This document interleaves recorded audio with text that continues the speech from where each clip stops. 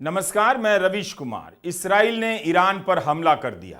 यह हमला क्या उस स्तर का है जब 1 अक्टूबर को ईरान की 150 से अधिक बैलिस्टिक मिसाइलों ने इस्राइल पर हमला किया था। इस हमले को इस तरह से देखा गया कि मिसाइलें दागकर ईरान ने एक नहीं दो ताकतवर देशों को ललकार दिया, इस्राइल और अमेरिका। क्या इस्राइल के हमले में या जवाब में इस स्तर की कार्रवाई दिखती है? युद्ध ना हो, इससे अच्छी बात क्या हो सकती है? एक दूसरे के सैनिक ठिकानों पर मिसाइलें ना दागी जाएं, इससे अच्छी बात क्या हो सकती है? और दोनों देश ये सब छोड़कर वीडियो गेम में वॉर गेम खेलने लग जाएं, इससे अच्छा क्या हो सकता है? लेकिन इस्राइल के हर हमले के बाद उसकी शक्ति, ताकत, टेक्नोलॉजी का महिमा मंडन किया जाता है। उसी के अनुसार यह सवाल है कि क्या इस्राइल का यह जवाब माना जा सकता है कि जवाब के स्तर का है?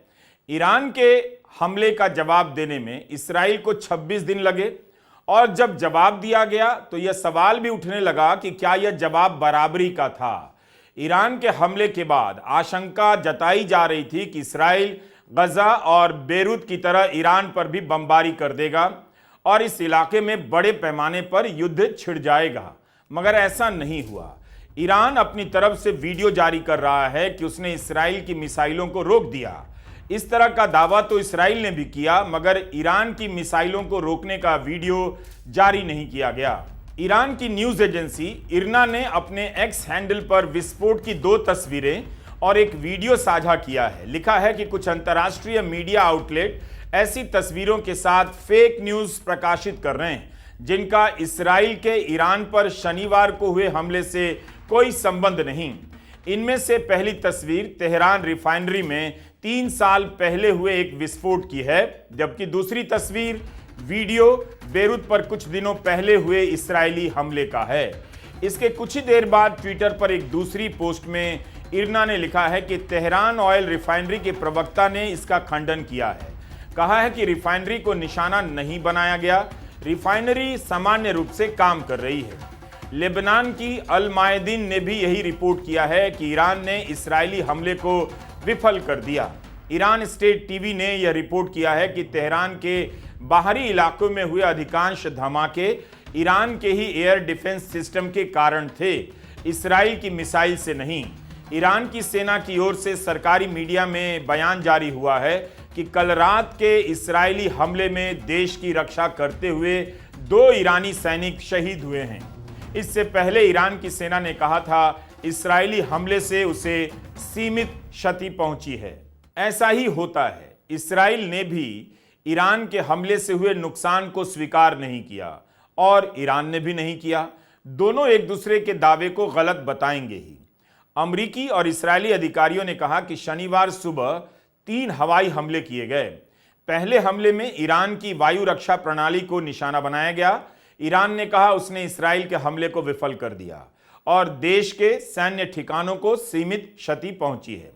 इस्राइली सेना के प्रवक्ता ने अपने वीडियो बयान में कहा है कि ईरानी हमले के जवाब में इस्राइल की सेना ईरान के सैनिक ठिकानों पर सटीक हमले कर रही है। उन्होंने यह भी दावा किया कि 7 अक्टूबर से ही इस्राइल पर 7 मोर्चों से हमला हो रहा है, जिसके पीछे ईरान और इलाके में मौजूद उसके दूसरे छद्म संगठन शामिल हैं, जिन्हें अंग्रेजी में प्रॉक्सीज कहा जाता है। इस्राइल की सेना ने कहा एक संप्रभु राष्ट्र होने के चलते इसका जवाब देना उसका अधिकार और कर्तव्य बनता है।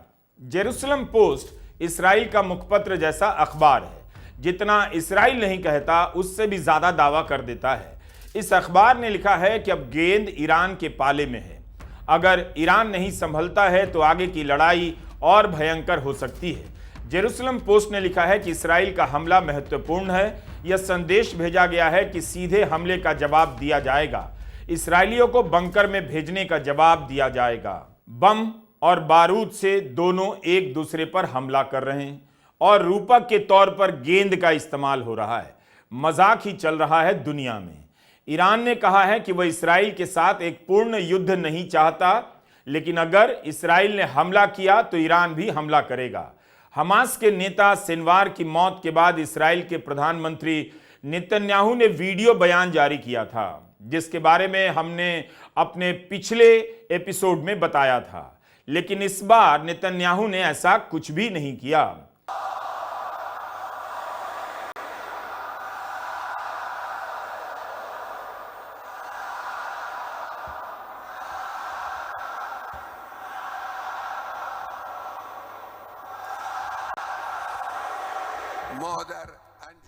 واخذل الكفار والمنافقين। 150 मिसाइलें दागने के बाद ईरान के सुप्रीम लीडर आयतुल्लाह खामेनेई ने ईरान की प्रसिद्ध इमाम खुमैनी ग्रैंड मुसल्ला मस्जिद में खुतबा पढ़ा और अमेरिका से लेकर इस्राइल तक को चुनौती दी। कहा कि इस्राइल अपने पैरों पर मुश्किल से खड़ा हो पा रहा है, वो भी इसलिए क्योंकि अमेरिका उसका सहयोग कर रहा है। माना जा रहा था कि जिस तरह से इस्राइल खुफिया ताकतों के जरिए हमास और हिजबुल्लाह के नेताओं को निशाना बना रहा है, उसे सफलता भी मिल रही है। इसे देखते हुए खामेनेई सार्वजनिक रूप से सामने नहीं आएंगे। उनके सुरक्षित ठिकाने पर चले जाने की खबरें आने लगी, लेकिन तभी वे सबके सामने आए और चुनौती दे दी। एक तरह से इस्राइल और ईरान के बीच तनाव को लेकर जो थिएट्रिक्स चल रहा है, नाटकबाजी चल रही है, उसे भी देखने की जरूरत है। ईरान ने 150 मिसाइलें दागकर इस्राइल के चाक चौबंद चौकस होने के मिथक को ध्वस्त कर दिया। इस्राइल उसकी मिसाइलों को रोक नहीं सका। मीडिया रिपोर्ट में एक गलती या चालाकी को उजागर किया जा रहा है। कई मीडिया संस्थानों ने लिखा है इस्राइल ने 1 अक्टूबर के ईरान के हमले का जवाब दिया है। इसके काउंटर में कहा जा रहा है कि यह सही तथ्य नहीं है। इससे ऐसा लग रहा है कि हमला पहले ईरान की तरफ से हुआ, फिर इस्राइल ने 26 दिनों के बाद जवाब दिया। 1 अक्टूबर के पहले भी इस्राइल ईरान पर हमला करता रहा है। उसकी धरती पर हिजबुल्लाह के इस्माइल हानिया को मार दिया गया। बेरूत में ईरान के एक अधिकारी की हत्या हुई और सीरिया की राजधानी दमिश्क में ईरानी दूतावास पर मिसाइली हमला हुआ। यह सब ईरान के खिलाफ इस्राइल की कार्रवाई के उदाहरण दिए जा रहे हैं। इन उदाहरणों के जरिए बताया जा रहा है कि इस्राइल ही पहले से ईरान को उकसा रहा था। हमने ईरान के मीडिया की वेबसाइट से इस्राइल के हमले से जुड़ी खबरों को समझने की कोशिश की कि ईरान का नजरिया क्या है। ईरान की तस्नीम न्यूज एजेंसी के अनुसार इस्राइली हमले के बावजूद ईरान में सब उड़ानें नॉर्मल रूप से चल रही हैं, उड़ रही हैं। ईरान की एयर डिफेंस सिस्टम ने सफलतापूर्वक इस्राइल की मिसाइलों को विफल कर दिया। साथ ही यह भी छप रहा है कि ईरान को इस हमले का जवाब देने का पूरा अधिकार है और उसका सैन्य बल और सुरक्षा एजेंसियां जवाबी कार्रवाई के लिए तैयार हैं। तेहरान टाइम्स की रिपोर्ट के अनुसार तेहरान के बाहरी इलाकों में कई धमाके हुए।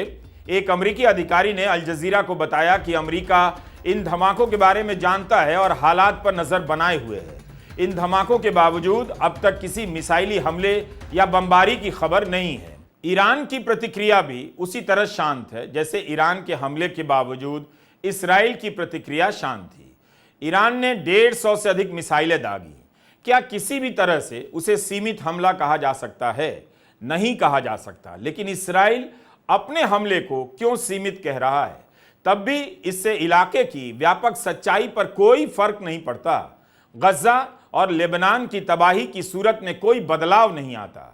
बस यहां हो रही हिंसा की तस्वीर और घिनौनी होती जा रही है। एक्सियोस एक पत्रिका है, इसमें खबर सूत्रों के हवाले से छपी है कि ईरान पर हमले से पहले इस्राइल ने ईरान को एक संदेश भेजा और इस्राइल के हमले के जवाब में कोई कार्रवाई ना करने की चेतावनी दी। एक्सियोस मैगजीन ने लिखा है कि यह इसलिए मायने रखता है क्योंकि इस्राइल का ऐसा करना ईरान इस्राइल के बीच चल रहे हमलों को सीमित रखने और एक व्यापक युद्ध में बदलने से रोकने का एक प्रयास हो सकता है। यह भी लिखा है कि इस्राइल ने ईरान को पहले ही स्पष्ट रूप से बता दिया था वह कहां हमला करेगा और कहां नहीं।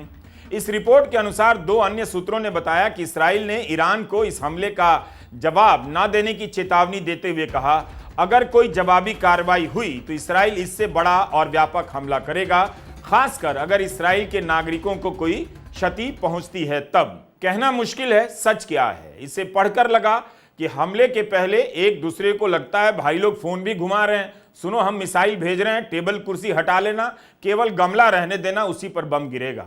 यह हंसने की बात नहीं है। हिंसा के चक्र में दुनिया इसी तरह बेमानी होती जा रही है। मीडिया रिपोर्ट में धमकियों, चुनौतियों और चेतावनियों भरे बयान एक दिशा से दूसरी दिशा में जाते नजर आ रहे हैं। हर बयान चेतावनी के साथ आ रहा है। या युद्ध को एक नियंत्रित तरीके से बढ़ाने की कोशिश लगती है, लेकिन उसे एक व्यापक रूप देने से रोकने का प्रयास भी दिखता है। वैसे इस्राइल ने पहली बार ऐसा किया है। अब तक अपने से बहुत ज्यादा कमजोर ताकतों पर इस्राइल पूर्ण रूप से एक तरफा युद्ध ही झोंकता रहा है। गजा और लेबनान को रौंदने में इस्राइल ने तो कोई संयम नहीं दिखाया, लेकिन क्या वह यह स्वीकार कर रहा है कि ईरान से सीधे टकराना उसके लिए भी अच्छा नहीं होगा? या उसकी अपनी रणनीतिक समझदारी है, या अमेरिकी चुनाव के कारण इस्राइल का कुछ समय के लिए संयम है? क्या इस्राइल का जवाब उसी तरह का है जैसे वो गजा और लेबनान पर अटैक के जरिए दे रहा है? पश्चिमी मीडिया या कहीं के मीडिया में इस्राइल का ही पक्ष ज्यादा रहता है। उसमें इसका जश्न मनाया जा रहा है कि इस्राइल ने जवाब दे दिया, लेकिन क्या सही में ऐसा कोई जवाब नजर आ रहा है? युद्ध ना हो ये बहुत अच्छा है, लेकिन जब मिसाइलें दागी गई हैं तो सवाल पूछा जा सकता है कि क्या इस्राइल की मिसाइलों ने ईरान के भीतर वो डर पैदा कर दिया, उसकी कमजोरियों को उजागर किया है? कई जानकारों ने लिखा है कि 1 अक्टूबर के हमले से पहले ईरान ने व्यापक संयम का परिचय दिया, लेकिन इस्राइल बार बार उसे युद्ध में उतरने की चुनौती दे रहा है ताकि इसी बहाने अमेरिका भी उसके साथ युद्ध में आ जाए। मीडिया अमेरिका को लेकर दो तरह की बातें रिपोर्ट कर रहा है। एक कि इस्राइल ने अमेरिका की बात मानकर बड़ा हमला नहीं किया, और दूसरा अमेरिका ने कहा है कि उसका इस्राइल के हमले में कोई रोल नहीं। अमेरिका खुद को क्यों अलग कर रहा है? संयुक्त राष्ट्र में गजा में जब भी युद्ध विराम को लेकर प्रस्ताव आता है, अमेरिका ही खिलाफ में वोट देता है। अमेरिका इस्राइल को गजा में बमबारी के लिए हथियार दे रहा है, पैसे दे रहा है, समर्थन दे रहा है, और उसी के दम पर इस्राइल लेबनान पर भी धावा बोल रहा है। तब तो अमेरिका ने नहीं कहा कि उसका कोई रोल नहीं है। ईरान को लेकर ही क्यों कह रहा है? क्या इसलिए कि अरब देशों में कोई एकता ना बने? ईरान बार बार अमेरिका और इस्राइल का नाम लेकर अरब देशों को एकजुट होने के लिए पुकार रहा है। इस सवाल की पड़ताल की जानी चाहिए कि इस्राइल के ईरान पर हमला करते ही अमेरिका ने क्यों कहा इसमें उसकी कोई भूमिका नहीं? क्या ईरान को पता नहीं अगर युद्ध हुआ तो उसका सामना अमेरिका से ही होगा? अब सवाल यह उठता है कि क्या इराक युद्ध के झूठ के सामने आने के बाद और अफगानिस्तान से सामान समेटने के बाद अमेरिका फिर से इस इलाके में युद्ध के लिए उतरेगा? अमेरिका में इस समय राष्ट्रपति के चुनाव हो रहे हैं, तब तक इसका जवाब मिलना मुश्किल है। पेंटागन की एक बात महत्वपूर्ण लगी। इस्राइल के हमले के बाद पेंटागन ने कहा अमेरिका पहले से बेहतर तरीके से तैयार है। ईरान और उसका समर्थन प्राप्त आतंकियों के हमले के सामने हम अमेरिकी अधिकारियों, लोगों, इस्राइल और उस इलाके में अपने साथियों की सुरक्षा के लिए तैयार हैं। इस्राइल के ईरान पर इस हमले को व्हाइट हाउस ने सटीक और माकूल जवाब बताकर समर्थन किया है। व्हाइट हाउस की ओर से यह भी भरोसा जताया गया है कि इसके साथ ही इस्राइल और ईरान के बीच सीधी सैनिक कार्रवाइयों का अंत हो जाएगा। अगर अमेरिकी चुनाव तक इस्राइल के रुकने की कोई रणनीति है तो उस हिसाब से भी उसके इस हमले में जवाब जैसी कोई बात नजर नहीं आती। इस्राइल का यह सीमित जवाब बता रहा है कि वह 26 दिन बाद भी ईरान पर लेबनान की तरह हमला करने के बारे में साहस नहीं जुटा पाया। सोच रहा है और समय ले रहा है। क्या इस्राइल ने मान लिया कि ईरान उसके बराबर है? ईरान ने कहा था इस्राइल अमेरिका के बिना कुछ भी नहीं। कई राजनीतिक विशेषज्ञ तो यह भी कहते हैं कि 1 अक्टूबर के हमले से पहले भी ईरान ने संयम बरता। ईरान को उम्मीद थी कि अमेरिका इस्राइल को रोकेगा, लेकिन कुछ हुआ नहीं। हर कोई बयान दे रहा है और निंदा ही कर रहा है, मगर गजा पर इस्राइल का कहर जारी है। इस बीच संयुक्त राष्ट्र ने कहा है कि उसे डर है कि उत्तरी गजा में नरसंहार चल रहा है। 4 हफ्ते से इस इलाके में लगातार बमबारी हो रही है। उत्तरी गजा का एक भी अस्पताल काम करने की हालत में नहीं है। शुक्रवार को इस्राएली हमला शुरू होने के बाद WHO का अपने स्टाफ से संपर्क खत्म हो गया। वे गजा के आखिरी अस्पताल कमाल अदवान में काम कर रहे थे। WHO के निदेशक ने कहा कि अस्पताल में 200 मरीज हैं जो भयानक हालत में हैं। बहुत से लोग शरण ले रहे हैं। गजा के स्वास्थ्य मंत्रालय ने कहा कि उस अस्पताल में 600 मरीज हैं। बताया जा रहा है कि अस्पताल के जनरेटर और ऑक्सीजन स्टेशन के बंद होने के बाद ICU में भर्ती बच्चों में से कम 2 की मौत हो गई है।